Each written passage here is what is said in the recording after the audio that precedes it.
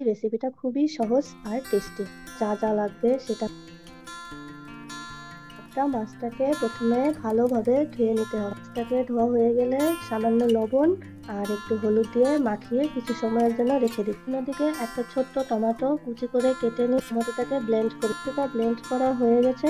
এখন থেকে ভিজিয়ে রাখা সর্ষে পোস্তটাকে কাঁচা লঙ্কা দিয়ে ব্লেন্ড করে নিই। করতে সময় অবশ্যই একটু লবণ দিতে হবে।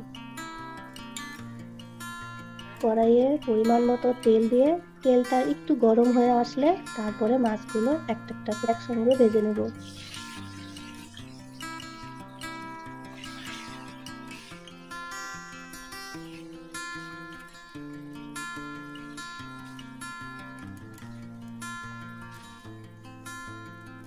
মাছ খুবই নরম, তাই উল্টোতে সময় একটু ভালোভাবে উল্টে পাল্টে ভাজতে হবে।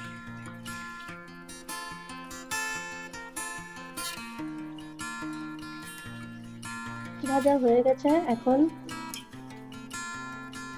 তেলটাও গরম হয়ে গেছে। মাছ ভাজা তেলেই সামান্য গোটা জিরে আর দুটো শুকনো লঙ্কা দিয়ে ফোড়ন দিয়ে দেব। করা টমেটোটা দিয়ে কিছু সময় নাড়াচাড়া করে নেব।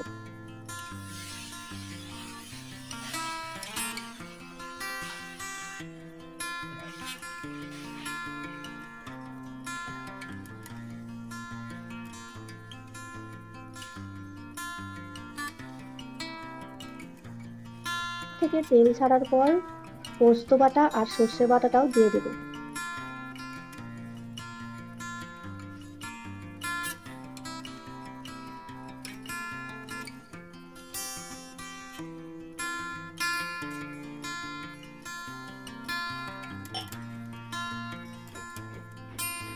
স্বাদ অনুসারে লবণ ও সামান্য হলুদ দিয়ে মাছগুলো দিয়ে দিই।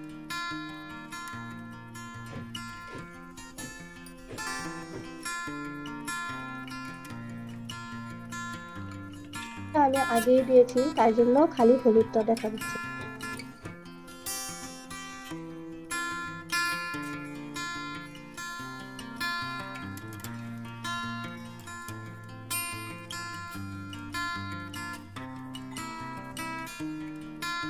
এই রেসিপিটা যদি আপনাদের ভালো লেগেছে তাহলে লাইক, শেয়ার এন্ড সাবস্ক্রাইব করে দেবেন। আর আমার সব রেসিপি আগেভাগে পাওয়ার জন্য পাশে থাকা বেল আইকনটি প্রেস করে দেবেন।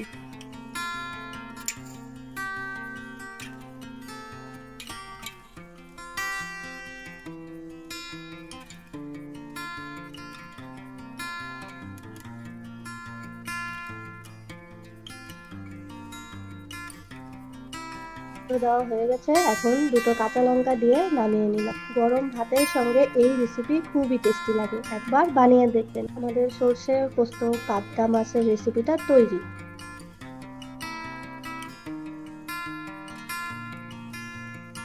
আজকের জন্য ধন্যবাদ। দেখা হবে কোনো নতুন রেসিপিতে।